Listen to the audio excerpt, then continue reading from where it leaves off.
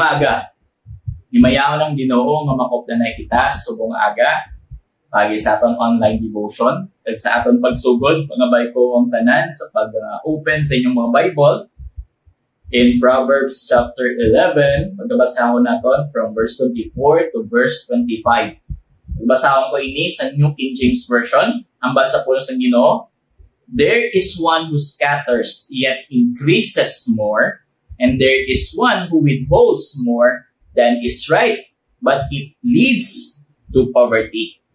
The generous soul will be made rich, and he who waters will also be watered himself. Before kita magpadayon mo, let's pray. Our gracious God, Heavenly Father, thank you for this wonderful day that you have given us the privilege, Ginoo, na makatuon sa imong pulong. Salamat sa pagpukaw sa amon, kay kabay Ginoo, that this day will be a day of honoring your name and worshiping your name, Ginoo. Pagi sa amon kabuhi as we follow and obey every command na ginatag mo sa amon. Pilihan mo kami kaya sa liwat ginabalik amon sa iyong pagkayaon. So I pray, Amen. Okay, so today I want to share to you a sermon. Kaya ang title sa amon nga sermon is What Do You Do with God's Blessings? No? Kaya na daw atong ibasa sa New King James Version sa Proverbs, kinahambal diri about how a person should scatter the blessings. Kung may na-receive sila sa blessings, dapat kabalo sila mag-share to others. Kagahambal diri ni promise na pag nag-scatters ka, may always nga nag-increase pagin ang mga ginascatter mo. While kung ginawithhold mo naman, nagpatabo, nag-lead siya sa poverty.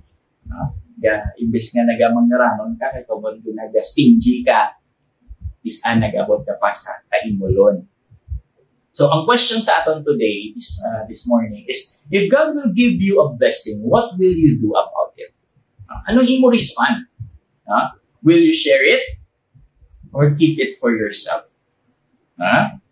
Today, I want to share to you two well-known persons in the Bible. Both have the same name, the same tribe, and both received God's blessing and God's command. But sadly, one didn't use it well. Hindi niya gin-use ang blessing well, kag gin-disobey niya ang commands ng Ginoo. And the person I'm talking about is soul and soul. Soul and soul. So, ang akon nga first nga soul is the king, the first king of Israel, and the second soul is the apostle, or should we most commonly known as Paul, no? So, amo ni ang gusto ko i-focus to you today, no? About King Saul and the Apostle Paul. What is the difference between the two? Pero before kita mag-focus sa difference nila, focus kita nanay sa ila niya similarity. First, pareho sila name. Again, kag parehos pa sila tribe. No? First Samuel 1-2, makita natin that si Saul, king, is a Benjamite. And Paul, in Philippians 3:4 and 8, makita natin is also a Benjamite. No? So, makita natin ang ila similarity. But also, they receive a wonderful blessing. Pareho silang ka-receive some blessing. Si Paul or si Saul, naging king, while si Paul, naging mouthpiece sa Ginoo. So, we'll go through na lang sa mga passage as we go sa aton na pagtuon sa pulong. First, mag-focus kita na kay Saul. Saul withhold the blessings that God gave him. So, ano makita natin? He withhold the blessing. But before we go to that withholding of the blessing, makita natin nanay ang blessings ang Ginoo. In 1 Samuel chapter 9, makita natin nga ginkuha sa Ginoo si Saul kagin ubra siya king. In verse 17, makita natin mag-focus na sa verse 16 and then makadto sa 17. tomorrow about this time, I will send thee a man out of the land of Benjamin. And thou shalt anoint him to be captain over my people Israel, that he may save my people out of the hand of the Philistines. For I have looked upon my people, because their cry is come unto me. And when Samuel saw Saul, the Lord said unto him, Behold, the man whom I spake to thee of, this same shall reign over my people. So that is God's blessings toward Saul. Again, like everyone else nga naka-receive some blessings ng Ginoo, Saul is not actually deserving of that wonderful privilege, but God chooses him. So that is the blessing na ginatag sa Ginoo sa iya. Hanami nga blessing to become the first ruler of the Israelite. Hanami. Kaga kalay mo, makita na doon daw from rags to riches. Of course, hindi man gid rags, but nako nga riches comparison sa iyang lifestyle before. So, kadako gid nga pribilehyo to become the ruler of Israel. And with that, makita natin man ang command sa Ginoo. Nga agid pastar sa Ginoo. Not only because He chooses him, but also because of His people of Israel. For I have looked upon my people, because their cry is come unto me. So sa kaluoy ng Ginoo, ginatagan man sila sa king. Kay amo ni ang objective tani ni Saul. Command sang Ginoo sa iya is to become the king of Israel, and to help and save Israel away from the hands of the Philistine. So makita naton in 1 Samuel 15, makita naton ang command sang Ginoo in a bigger or broader view, Dire nakita naton in verse 1 to verse 3 ang command sang Ginoo kay Saul. Samuel also said to Saul, The Lord sent me to anoint you king over His people, over Israel. Now therefore heed the voice of the words of the Lord. Thus says the Lord of hosts, I will punish Amalek for what he did to Israel, how he ambushed him on the way when he came up from Egypt. Now go and attack Amalek and utterly destroy all that they have, and do not spare them, but kill both men and woman, infant and nursing child, ox and sheep, camel and donkey. That is the command of God to Saul, to destroy everything. Destroy everything. But in verse 6, makita natin, anong ginobra ni, Then Saul said to the Kenites, Go depart, get down from among the Amalekites. First, ginsave niya ang Kenites, Amalekites, lest I destroy you with them. For you showed kindness to all the children of Israel when they came up out of Egypt. So the Kenites departed from among the Amalekites, and Saul attacked the Amalekites from Havilah all the way to Shur, which is east of Egypt. He also took Agag, king of the Amalekites, alive, and utterly destroyed all the people with the edge of the sword. But Saul and the people spared Agag and the best of the sheep, the oxen, the fatlings, the lambs, and all that was good, and were unwilling to utterly destroy them, but everything despised and worthless that they utterly destroy. So, makita natin ng ila, unwilling to utterly destroy. So ano diri? It means hindi sila willing to submit to God's command. What is the command of God? To destroy it all, pero hindi nila ginsunod. So ano response ng Ginoo? Will God be pleased? Of course not. In verse 10, makita natin, Now the word of the Lord came to Samuel, saying, I greatly regret that I have set up Saul as king, for he has turned back from following me and not perform my commandments. So So, ginatagan ko siya kingdom, ginhimo ko siya king over my people, pero anong ginbalas niya sa akon? He disobeyed me. And it grieved Samuel, and he cried out of the Lord all night. Nasubuan gid siya. Subuan gid si Samuel. Then later on, makita natin in verse 13, then Samuel went to Saul, and Saul said to him, Blessed are you of the Lord. I have performed the commandments of the Lord. Huh? You did? You did? Did you really command or follow the commandment of the Lord? But din na yung ni Samuel in verse 14. But Samuel said, What then is this bleating of the sheep in my ears? And the lowing of the oxen which I hear? And verse 15, and Saul said, They have brought them from the Amalekites, and the people spared the best of the sheep and oxen to sacrifice to the Lord your God. And the rest we have utterly destroyed.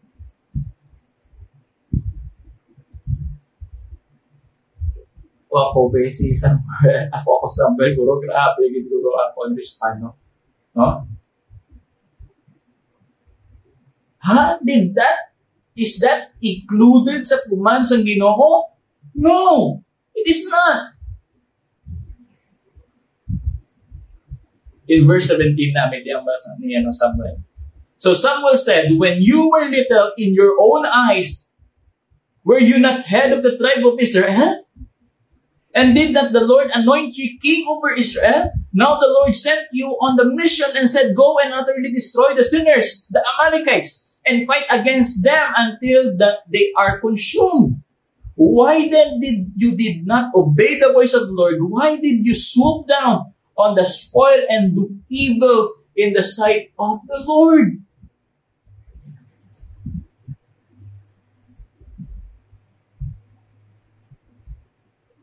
And so in spite of this information that God gave him, or in spite of what Samuel had said, and Saul said to Samuel, But I have obeyed the voice of the Lord and gone on the mission on which the Lord sent me and brought back Agag, king of Amalek. I have utterly destroyed the Amalekites, but the people took the plunder, sheep and oxen, and the best of the things which should have been utterly destroyed to sacrifice to the Lord your God in Gilgal. So, put niyang blame sa mga people, no? But the thing is, Samuel said, Has the Lord as great delight in burnt offering and sacrifice as in obeying the voice of the Lord? Behold, to obey is better than sacrifice. Kung sa Ginoo, ginatagan siya sa blessing, but in spite of the blessing, that wonderful blessing, ano niya respond? He disregard the command of the Lord. He disobeyed. And God was grievous about it. No? He was grievous because He deserved to be followed. Di ba? Kung ikaw, guro, nakabaton ka sa nukutako ng blessing sa Ginoo to become a ruler over Israel, you would have followed Him all throughout your life. Pero hindi ang muna ang hinimo niya. And because of that, God was not so pleased, so He took away the kingdom from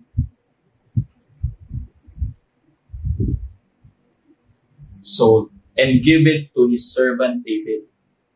And when Saul started to realize that this is what God wanted, in 1 Samuel chapter 19, and Saul spake to Jonathan his son and to all his servants that they should kill David to stop God from doing what He wants.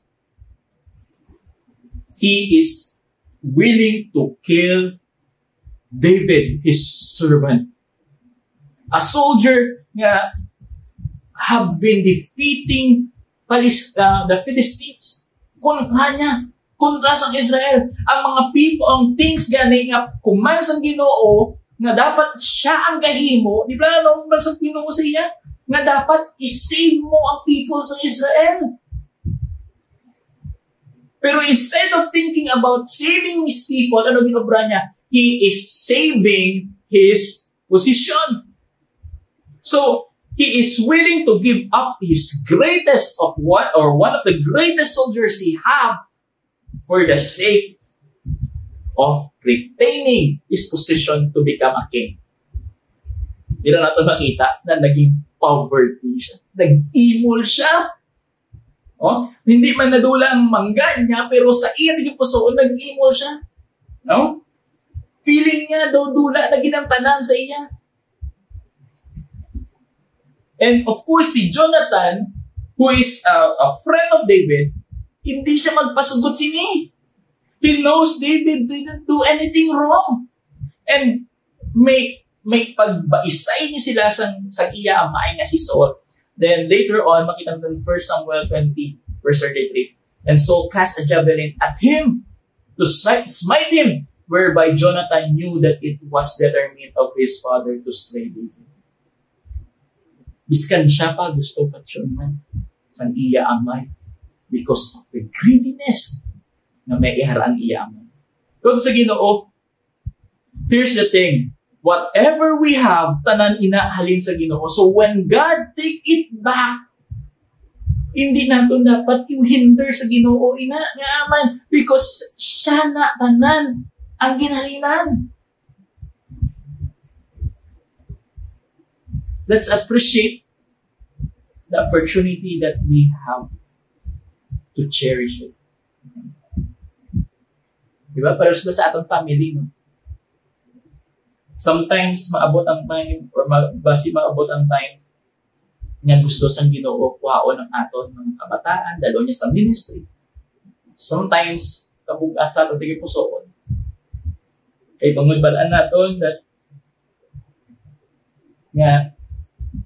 that person or children might maabot sa point na mabudlayan siya sa iya pang panabuhi.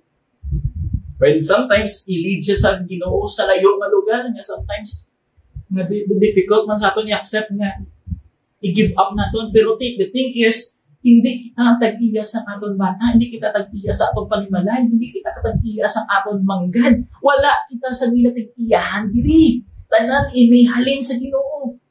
So if God take it back, ihatag naton balik because we don't deserve it, yet God spared and give it to us. Aton isa Bisan pa ang aton kaluwasan. Di ba? Ang aton kaluwasan, hindi naton hindi na deserve. Yet, ginkaluyan kita sa Ginoo kag ginatagan na kita sa kaluwasan. And that's the reason nga dapat kita nga nakabaton sa among kaluwasan, dapat ni urgency man kita, nga share man na sa iban. So that also, those people will be blessed as well as the way we are blessed. No? Kaya mo naman ang magatutok kita naman sa iya naman niya other soul. No? Well, on the other hand, makita naman natin si Saul. No? Or Paul. Paul received also a blessing. But in spite of withholding the blessing, he shared it. No? So he shared God's blessing. Si Saul naman nga king, si Saul nga king, withhold niyang blessing, while Paul naman, share niya ang blessing. Once an enemy of the Lord, converted to become a follower of God. In Acts chapter 9, makita natin na may plano si Saul diri. That is to kill and to capture all the Christian. In verse 9, then Saul, still breathing threats and murders against the disciples of the Lord, went to the high priest and asked letter from him to the synagogue of Damascus, so that if he found any who were of the way, whether men or women, he might bring them bound to Jerusalem. No? So gusto niya dalhon tani ang mga people or mga Kristohanon sa Damascus balik sa Jerusalem. But while in the journey, atubang siya sa Ginoo. No? As he journeyed, he came near Damascus, and suddenly a light shone around him from heaven. Then he fell to the ground and heard a voice saying to him, Saul, Saul, why are you persecuting me?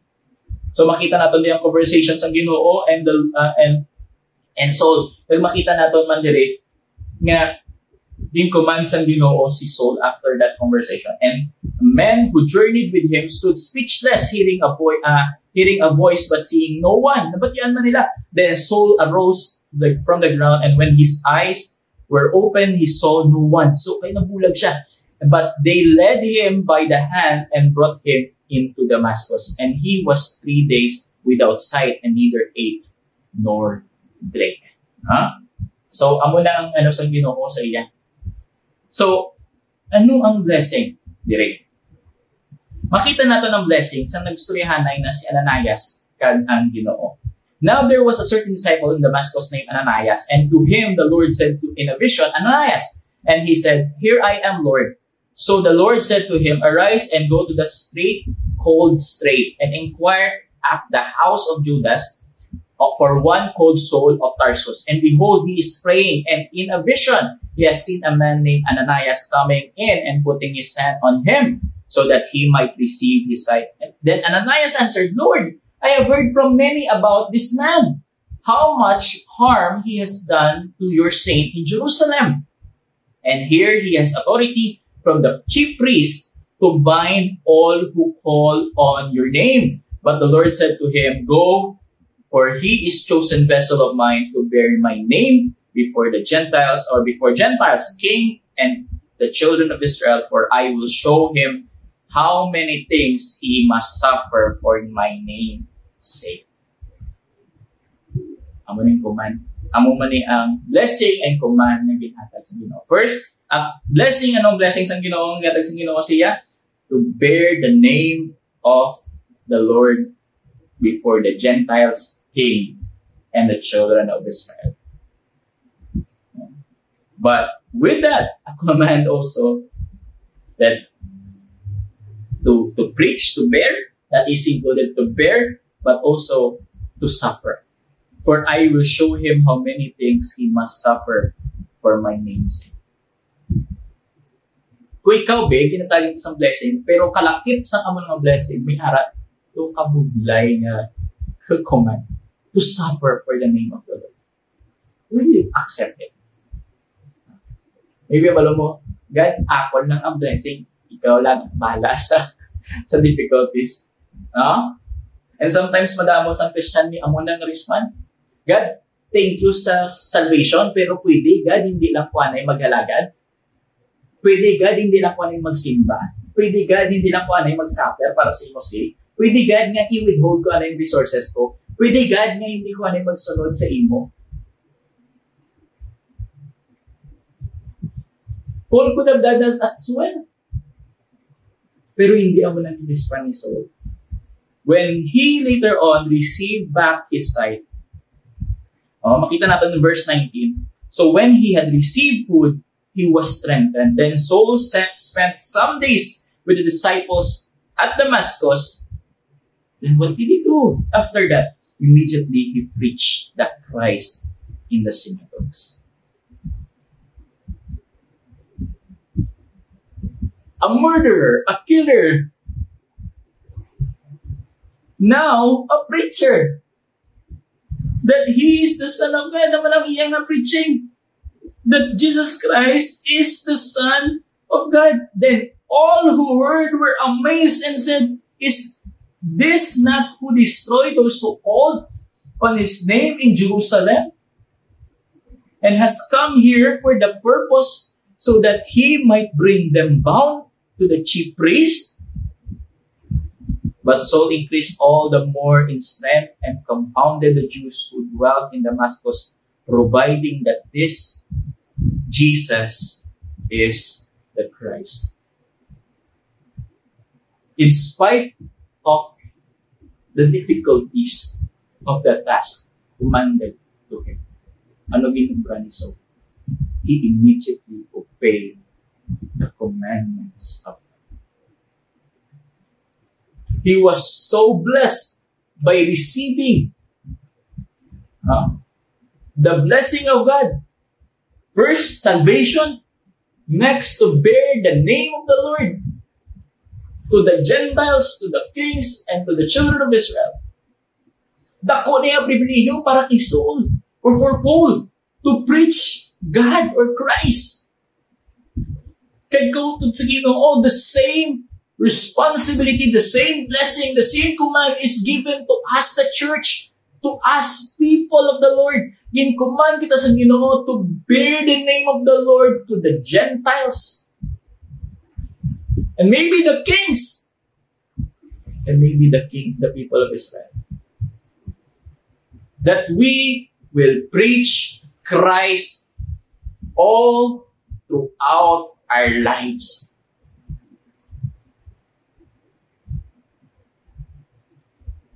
Kautud sa Ginoo, are you preaching Christ? Are you doing the commandments of the Lord? No? Sometimes abot lang kita sa spiritual poverty because hindi natin gina-share ang gospel. Nga subuan kita sa aton pagiging Kristiyano. It's because hindi natin gina-enjoy ang gospel. Hindi natin make use ang gospel. Hindi natin continuously make use ang gospel sa aton kabuhi. Hindi natin gina-share ang gospel. Nagkakaklag ang gospel sa aton tagipusoon. Hindi natin mahimo ang commands ng Ginoo. Nagkang namin bala sa Philippians chapter 1 verse 20 to 21. Ang madirinig po, according to my earnest expectation and hope, that is nothing I shall be ashamed, but with all boldness, as always, so now also Christ will be magnified in my body, whether by life or by death. For to me, to live is Christ, and to die is gain. Sa iya, pribilehiyo ang mag-alagad sa Ginoo. Pribilehiyo nga mabuhi para sa Ginoo. Kag ang kamatayon, pribilehiyo man. Dako nga pribilehiyo. Kay tumulbalaan niya na kung mag-abot gani ang tion nga siya kuwao na sa Ginoo, magapuyok siya kaupod sa Ginoo. Kag kauto sa Ginoo, amo man na ang aton blessing. Amo man ang kinukuman sa Ginoo sa aton. Na hindi kita dapat magpahimuyong, hindi kita dapat maghipos, hindi dapat mag-withhold sa blessings ng Ginoo. Dapat nato na i-share, no? I-share. Kag ihatag sa mga people nga planggan naton kag mga people man nga nagakontra sa aton. Both enemies and friends. Both people who criticize us or love us. Both people who are undeserving and deserving. Tanan. Dapat pag-share nato sa gospel na amay. Because first and foremost, we enjoy the gospel. We acknowledge that without the gospel, we are nothing. Without the gospel, hindi ta na-spare sa hell. Without the gospel, we will enjoy the relationship we have with the Lord. So, bilang recipients ng gospel, dapat may aral kita tingin puso to share the gospel because we know that this is what the world needs today. This is what the world needs today. It is always and will always be God, Jesus Christ, and the gospel, the preaching, the message of the Word of God. So, kung ito sa Ginoo, bilang recipients ng amulang blessing, ang pamangkot, will you withhold it or share it?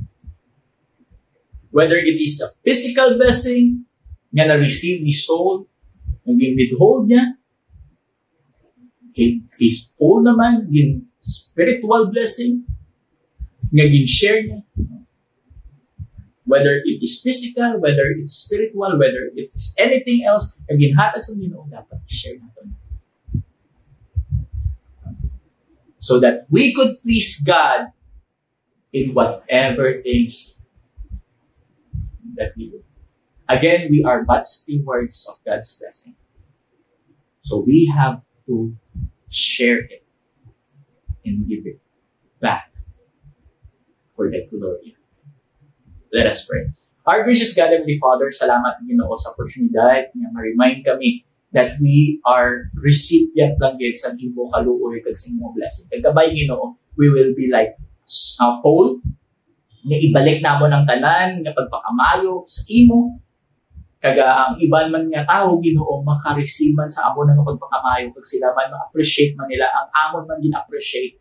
this wonderful gift of salvation, the wonderful message of the gospel. Gabay Ginoo nga ma-instill mo sa tigipuson, sa tagsa-tagsa, sa katao, sa kalibutan. Hindi ka palibot sa amon, kag sa mga people man na hindi malayo sa amon, gabay Ginoo, ma-receive nila ang pagpakamayo sa kaluwasan. And maybe ikaw sa maybe God ni ara pa diri hindi pa na-reach out sa gospel. Kapay Ginoo, i-reach out mo sila subong. Lamuton mo sila sa imong bugay. Padala mo sila sa mensahero. Pagkabay Ginoo mensahe nga ginapon ni share subong maging klaro sa imo, klaro sa ila. Na maimahangpan nila that the only thing that they need most in life is the gospel. Is the relationship with you. Pagkabay Ginoo, ma-receive nila ni today. Salamat kay Ginoo pag sa liwat ginabalik namo sa iyong pagdayong. Siyempre,